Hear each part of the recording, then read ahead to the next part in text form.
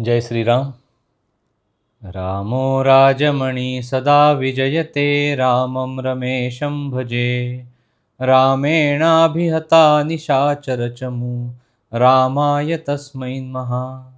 रामान्नास्ति परायणं परतरं, रामस्य दासोऽस्म्यहं. रामे चित्तलयः सदा भवतु मे, भो राम माम् उद्धर. मनोजवं मारुततुल्यवेगं, जितेन्द्रियं बुद्धिमतां वरिष्ठं. वातात्मजं वानरयूथमुख्यं, श्रीरामदूतं शरणं प्रपद्ये. शुकासारिखे पूर्णवैराग्यजाचे, वसिष्ठापरी ज्ञानयोगेश्वराचे. कवी वाल्मिका सारिखा मान्य ऐसा, नमस्कार माझा सद्गुरु रामदासा. महारुद्रजे मारुती रामदास, कली माजिते जाहले रामदास. जना उद्धराया पुन्हा प्राप्त होती, नमस्कार त्या ब्रह्मचैतन्यमूर्ती. सद्गुरुनाथ महाराज की जय. जय जय रघुवीर समर्थ. श्रीराम समर्थ. जय श्रीराम. सगळ्यांना माझा नमस्कार. आपण रामदास स्वामींनी रचलेल्या मनाच्या श्लोकांवर त्यांच्याच कृपेने निरूपण सेवा करत आहोत. ती घडत आहे. आपण दर रविवारी एक श्लोक अभ्यासतो आणि समर्थांना आपल्याला काय सांगायचं आहे ते आपण पाहतो. आज निरूपणासाठी 63वा श्लोक आहे. तो श्लोक काय आहे हे आपण पहिल्यांदा बघूया आणि मग त्याचा अर्थ बघूया. घरी कामधेनू पुढे ताक मागे, हरिबोध सांडून विवाद लागे. करी सार चिंतामणी काच खंडे, तया मागता देत आहे उदंडे. जय जय रघुवीर समर्थ. श्रीराम समर्थ. आपण पहिल्यांदा शब्दार्थ बघूया.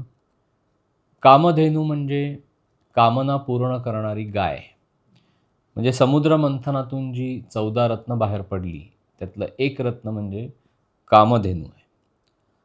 हरिबोध म्हणजे भगवंताचं ज्ञान. भगवंताच्या कृपेने जेव्हा आपल्याला आत्मज्ञान प्राप्त होतं त्याला हरिबोध असं म्हटलं. वेवाद म्हणजे विनाकारण वादविवाद.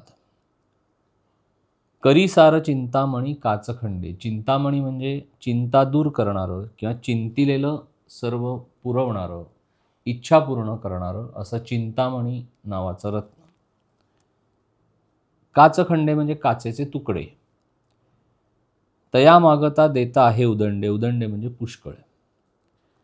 याचा अर्थ काय आहे की ज्याच्या घरी कामधेनू आहे त्याने जर ताक मागितलं दुसऱ्याकडे जाऊन तर ते अज्ञानाचं लक्षण आहे. म्हणजे घरी कामधेनू असताना दुसऱ्याकडे जाऊन ताक मागणं हे अज्ञानाचं लक्षण आहे. भगवंताचं ज्ञान प्राप्त करून घेण्याच्या ऐवजी जर व्यक्ती ही व्यर्थ अशा वादविवादामध्ये अडकली तर आपण मागच्या श्लोकामध्ये बघितल्याप्रमाणे त्या व्यक्तीच्या मनामध्ये अशांतता, अस्थिरता, अस्वस्थता, दुःख, क्रोध, क्षोभ हे सगळं उत्पन्न होतं आणि अशा अंतरामध्ये भगवंत प्रकट होऊ शकत नाही. त्यामुळे भगवंताचं ज्ञान प्राप्त करून घेण्याच्या ऐवजी जर मनुष्य व्यर्थ वादविवाद करत राहिला तर त्याचं जीवन वाया जातं.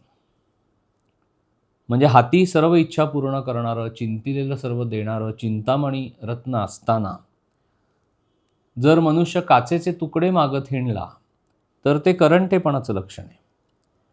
म्हणजे अशा पद्धतीने जो अज्ञानाने वागतो किंवा व्यर्थ विनाकारण वाद घालतो त्यास भगवंताचं ज्ञान प्राप्त होत नाही, त्याचं जीवन वाया जातं.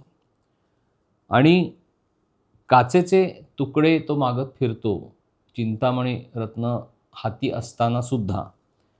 तर ते काचखंड म्हणजे त्याला काचेचे तुकडे उदंड मिळतात, पण भगवंताची प्राप्ती होत नाही.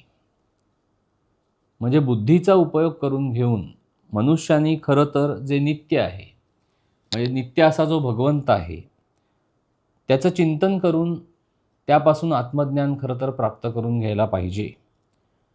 नाहीतर अशा अज्ञानी मनुष्याची अवस्था घरी कामधेनू असताना ताक मागणे किंवा हाती चिंतामणी नावाचं रत्न असताना जे कुठलीही इच्छा पूर्ण करू शकतं, तर तिथे काचेचे तुकडे मागत हिंडणे हे अज्ञानीपणाचं लक्षण आहे. असा जो अज्ञानी मनुष्य आहे तो भगवंताचं चिंतन करायच्या ऐवजी व्यर्थ वादविवाद करत बसतो आणि हाती चिंतामणी असताना काचेचे तुकडे मागतो किंवा घरी कामधेनू असताना ताक मागतो. आणि अशा मनुष्यास ते काचेचे तुकडे मात्र उदंड म्हणजे पुष्कळ मिळतात. म्हणजे जो भौतिकाचा भाग आहे तो एखाद्या माणसाला पुष्कळ मिळतो, पण भगवंताची प्राप्ती म्हणजे हा जो सूक्ष्मामधला भाग आहे तो नित्य असा भगवंत मात्र प्राप्त होत नाही. म्हणजे मनुष्याने भगवंताचे ज्ञान प्राप्त करून घेतलं तर त्याला आनंदाची आणि समाधानाची प्राप्ती होते, पण तो जर अज्ञानी राहिला तर ते मात्र कपाळकरंटेपणाचं लक्षण आहे. म्हणजे हे कामधेनू असताना ताक मागणे किंवा चिंतामणी रत्न असताना काचेचे तुकडे मागणे त्यासारखं आहे. म्हणजे जे मौल्यवान नाही ते उदंड प्राप्त होऊन सुद्धा उपयोग नाही, कारण त्याला काहीच मूल्य नाही. ज्याला मूल्य आहे तो भगवंत, त्याची प्राप्ती आपल्याला व्हायला पाहिजे. जो नित्य आहे त्याची आपल्याला प्राप्ती व्हायला पाहिजे. त्यामुळे जो अज्ञानी मनुष्य आहे तो काचेचे तुकडे मागत जरी हिंडला तरी त्याला ते पुष्कळ मिळतात, तर त्यात काही नवल नाही. आणि हे सूत्र सांगताना समर्थ म्हणतात की घरी कामधेनू पुढे ताक मागे, हरिबोध सांडूनी वेवाद लागे, करी सार चिंतामणी काचखंडे, तया मागता देता आहे उदंडे. जय जय रघुवीर समर्थ.